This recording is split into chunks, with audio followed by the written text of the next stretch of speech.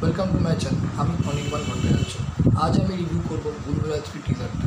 So বুলবুলার 3 টিজারটা আমার কেমন লেগেছে সে ব্যাপারেই কথা বলবো এই ভিডিওতে। তো চলুন শুরু করা যাক। সিনেমাটা আমরা সবাই জানি অ্যানিস ব্রাসমি ডিরেক্ট করছে, আর এটা বেরোচ্ছে তোমার দিওয়ালিতে। তো আমি নিজের সিনেমা লাভার হিসেবে বলতে পারি এই টিজারটা দেখে এটা একটা ধামাকা ব্লকবাস্টার হতে চলেছে। কেন এই মুভিটার টিজার দেখে বোঝা যাচ্ছে যতটা ভালো বুলবুলার 2 রেসপন্স করেছিল তার থেকে অনেক বেশি রেসপন্স করবে। তার কারণ এইটুকুনি টিজার থেকে পরিষ্কার বোঝা যাচ্ছে যে এই সিনেমাটা একটা ফুল টু টোটাল মানে মাসি এবং এন্টারটেনমেন্ট হতে চলেছে, যার মধ্যে ভয়, twist, comedy, each and everything থাকবে। মানে যাকে বলে পাক্কা মাসালা সিনেমা, যেটাকে বলি পুরো এন্টারটেনমেন্ট সিনেমা একদম হবে, আর যেটা আমি বলবো দিওয়ালির জন্য পারফেক্ট।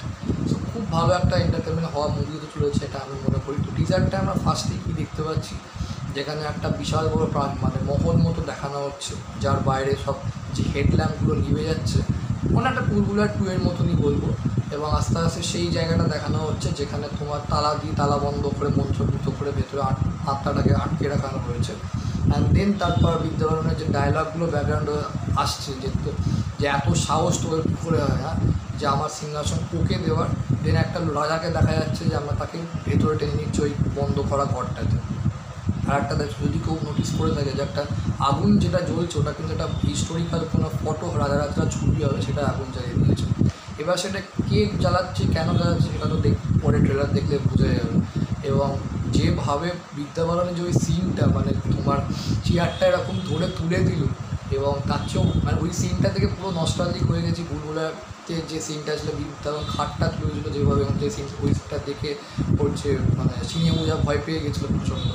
তো এখানেও ওই সিনটা মারাত্মক সবচেয়ে কথা, মানে বিদ্যাবালনের এক্সপ্রেশন মানে জাস্ট ফটান। মানে বুলবুলার 3-তে এই যে বিদ্যাবালনকে যে নিয়ে এসছে এই ফ্র্যাঞ্চাইজিটা, এগুলো খুব ভালো করেছে। এবং বিদ্যাবালন যেটা অনেক দিন বাদে আবার মুভিতে আসছে, এটা একটা ভালো কামব্যাক হয়ে চলেছে। আমি বলবো বিদ্যাবালনের একটা খুব স্ট্রং কামব্যাক হবে, এবং সে একজন খুব ভালো অভিনেত্রী আমরা সবাই জানি, এবং ভালো রোল পেয়েছে এবং পুরো জাস্ট ফাটিয়ে দেবে। তার মুখ চোখে হয়ে গেছে, আরও গ্রুমড হয়ে গেছে উইথ এজ। সো ফাটাফাটি মানে তার যে মানে যে এরকম যেটা করছে পুরো যে হাসছে, মানে তার এক্সপ্রেশন যা দুর্দান্ত। কিন্তু এই মুভিটাতে মাধুরীর কিছু আছে, কিন্তু এখানে পুরোপুরি দেখানো কোনো কিছুই রিভিল হয়নি, না গল্প না কিছু। যে আসল আত্মাটাকে, সেটা আত্মাটা যে পাওয়ারফুল সেটা একটা শর্ট পিছন থেকে দেখিয়ে দিচ্ছে, যে যা স্পিরিটটা তার একটা প্রচণ্ড সুপার ন্যাচারাল মানে একটা অস্বাভাবিক ক্ষমতা আছে।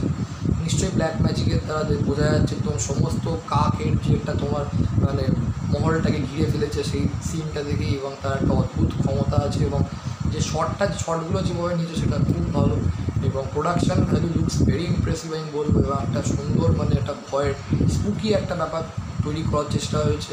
একটা টুইস্টও আছে টিজারটা দেখে বোঝা যাচ্ছে বলবো, এবং তার সাথে কমেডিতে ভরপুর। এবং যেভাবে তারপর কার্তিক আয়নের যে ডায়লগটা হয়েছে, বেকুব হয়ে মানে বোকা হয় সেই সমস্ত লোকরা যারা ভূতের গল্পতে বিশ্বাস করে।